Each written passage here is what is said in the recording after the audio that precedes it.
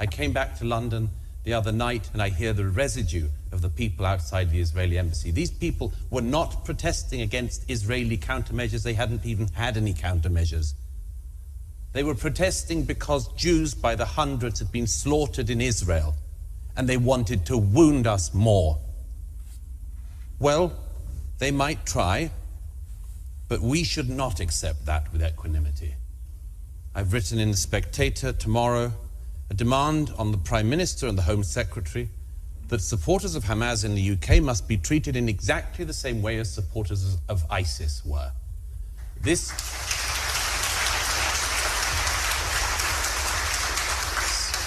Some people thought that the claim that Hamas was ISIS was a rhetorical claim. We know since Saturday, if we didn't know before, it is not rhetoric, it is real.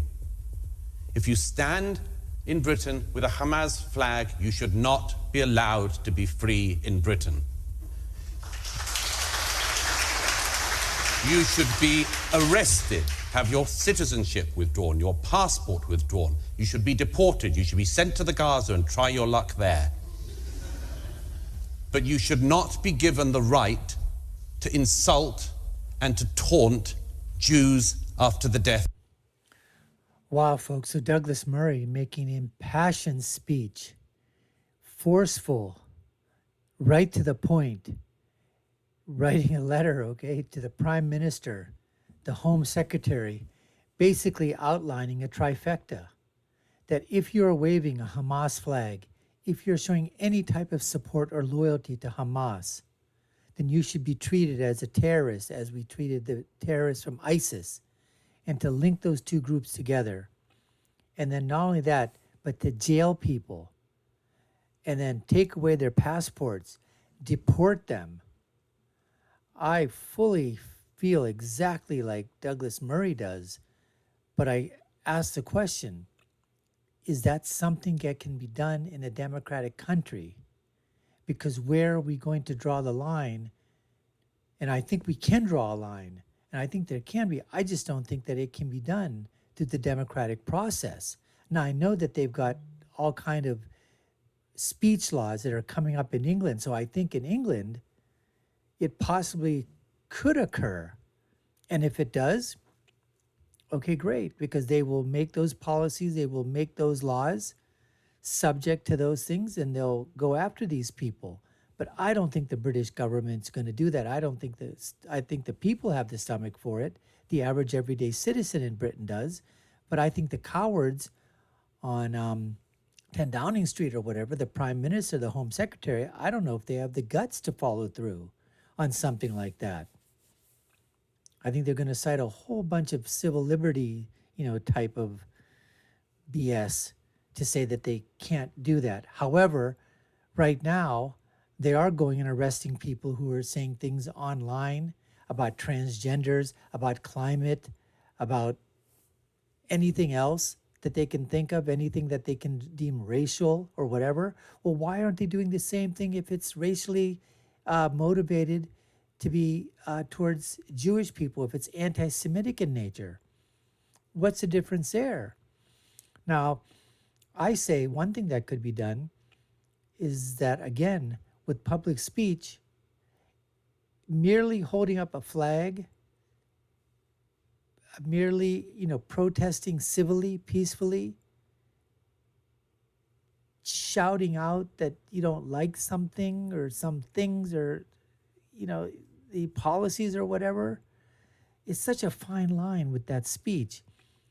But I could certainly say that if that speech turns into where it's suggesting violence, suggesting harm, using words that we all know imply not niceties, but cruelty, that imply destruction, that imply violence, that imply hurt, or even worse, maiming, all those things that we can think of, then I think absolutely it's something that, could be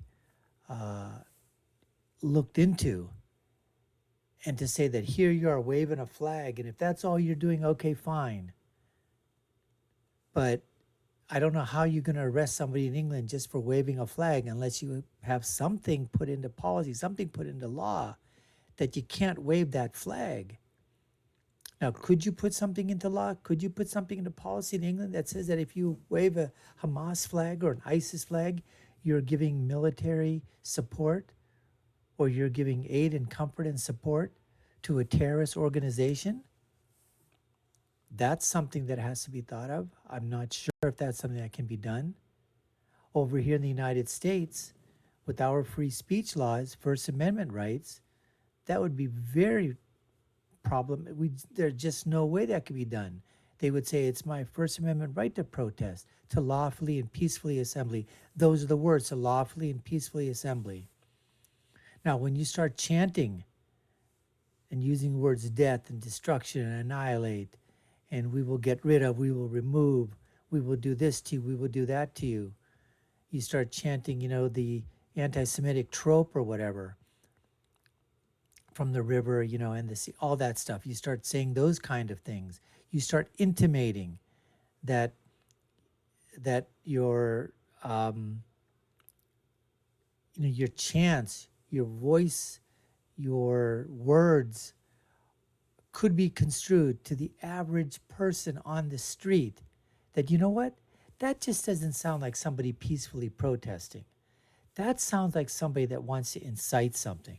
That sounds like people that are looking to commit violence or are hoping that their words will be reacted on by other people out there that will commit violence or terrorist acts or commit acts of aggression. So if a reasonable person could take a look at what is being chanted, what is being shouted, what is being, when you're protesting, if all you're basically saying, if you came out there and said, we don't like the policy, we want to change a policy, we're here protesting for the rights of Palestinians, we're here for protesting for the rights of individuals, we want a free Palestine, if that's all you're talking about, I think that falls fairly and squarely under the free speech laws. I don't think there's anything that you can do about it. But you start adding things to that we want, to free Palestinians. And in order to do that, we've got to get rid of those other people, or we want Hamas to continue doing what it's doing, or Hamas, So again, the wording, and it's a very, very slippery slope when you go down this. So I think that obviously the laws are a little different in Britain now that they do have these anti-speech, anti-Semitic, anti-racial, anti-bigotry, anti-Islamic different laws that are out there that have been utilized to go after people and have the police investigate.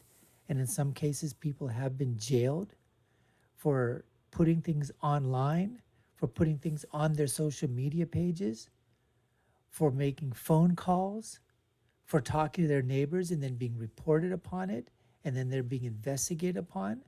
And the whole idea that they're talking about is the police are being used to investigate this, but where are they in terms of investigating the real crimes, the real criminals? Murders, rapes, robberies, burglaries, car thefts, carjackings, those kind of things.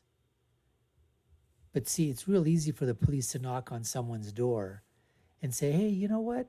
Somebody said that you called somebody fat and ugly, and we've got to investigate, and we've got to take you down and see if that's really what, and see whether or not we can make a case to put you in jail for a few days, a week, months, or a couple of years. Because you just, were being, I don't know, mean, selfish, saying mean things, folks,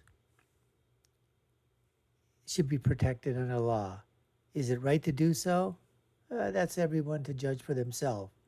But when your rhetoric, when your voice, when your words, when they cross over into the realm of the possibility of violence to occur, or that your words will in fact, or could in fact, incite violence, or you actually are using words to incite violence, to stoke fear, to inflame a crowd or an individual or individuals or a group, that's when your First Amendment rights fall completely away.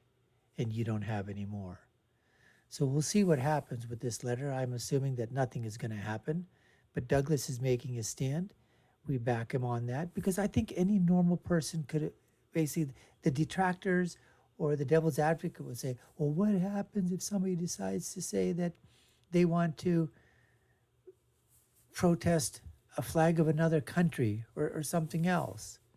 Like, let's say you want to protest the American flag, or you want to protest the British flag, you want to protest the Chinese flag, or you want to protest, any flag that's out there. Well, again, okay, you can protest, and you can call it names, you can call all kinds of things. What if you want to say down with the United States, down with Israel, down with China? Okay, fine. No one's going to assume that you're the one, or that a group of people are out there going to go down there, okay, and take down the country of China or take down the country of Israel. But you start using other rhetoric, other words that we know that you shouldn't be using, and we all know those words, folks. That's where, as I said before, I think free speech stops. Anyways, we appreciate you taking the time to watch. You've been watching the Dr. Nasser Sheikh Show. I've been your host. My name is Dr. Nasser. If you haven't done so already, we'd love for you to hit that subscription button, smash that like and follow and share as well. You guys know what to do. Check out our other video links to our other videos here and here. My final thought is always, when you're right, and when you're left, you're wrong. Until next time, folks, take care and stay safe.